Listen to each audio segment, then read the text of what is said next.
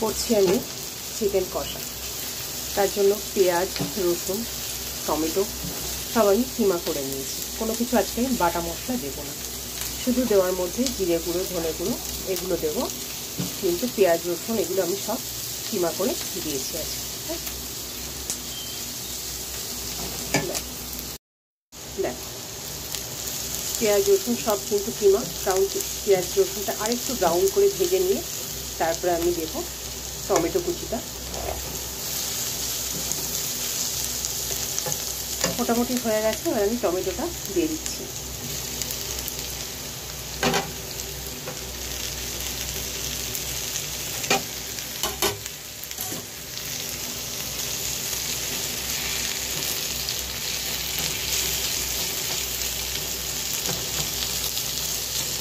চেষ্টা করবে সবসময় যখনই টমেটো দেবে কোনো তরকারিতে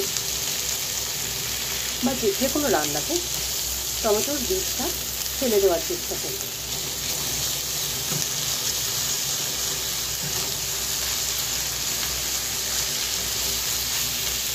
একটু লবণ দিয়ে দেবো, লবণটা দিয়ে দিলাম। তার ফলে কী হবে, টমেটোটা খুব তাড়াতাড়ি নরম হয়ে যাবে। দিয়ে দিয়েছি এখানে আদা বাটা, জিরে গুঁড়ো, হলুদ গুঁড়ো আর ধনে গুঁড়ো। এটা দিয়েছি, কাশ্মীরি লঙ্কাটা আর একটু পরে দেব, ঠিক আছে? একটু পরে আমি দিচ্ছি কাশ্মীরি লঙ্কার গুঁড়োটা। এটাকে একটু ভালো করে কষিয়ে নিই।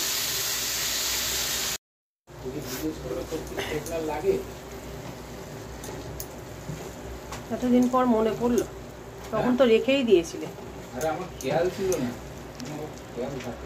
আচ্ছা, মশলাটা দেখো কষানো হয়ে গেছে। হ্যাঁ, কাশ্মীরি লঙ্কার গুঁড়ো আমি দিয়ে দিয়েছি, দিয়ে ভালো করে কষিয়ে নিয়েছি। এবার চিকেনটা দিয়ে দেবো। চিকেনটা দিয়ে দিয়েছি, দিয়ে ভালো করে এবার কষিয়ে নেব। আর দেবো আমি বেশ কিছু কাঁচা লঙ্কা, কারণ শুকনো লঙ্কা আমি যেহেতু দিই না, রান্নাতে ব্যবহার করি না, কোনো রান্নাতেই না। এই মাংস, ডিম এইসবের জন্য আমি কাশ্মীরি লঙ্কাটা ব্যবহার করি আর কাঁচা লঙ্কাটা দিয়ে রান্নাটা করি। তো কাঁচা লঙ্কাগুলো একটু ফালি করে নিয়ে দিয়ে তারপর তোমাদের সাথে আবার কথা বলছি, কেমন? এবার যে কাঁচা লঙ্কাটা ফালি করে রেখেছিলাম সেটা দিয়ে দিচ্ছি। 5-6টা মতো আমি কাঁচা লঙ্কা দিলাম। পাশে গরম জল করে রেখেছিলাম, গরম জলটা মাংসের মধ্যে দিয়ে দিয়েছি। এবার মাংসটা সেদ্ধ হতে থাকুক, হয়ে এসছে সেদ্ধ মোটামুটি প্রায়। যেহেতু একদম গামাখা করবো, ওই জন্য ঝোলটা আর একটু কমিয়ে নেব।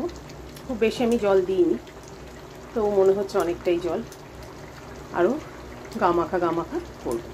তো হতে থাকুক, ঢাকা দিয়ে রেখে দিই। কম আছে আমি মাংসটা রান্না করব।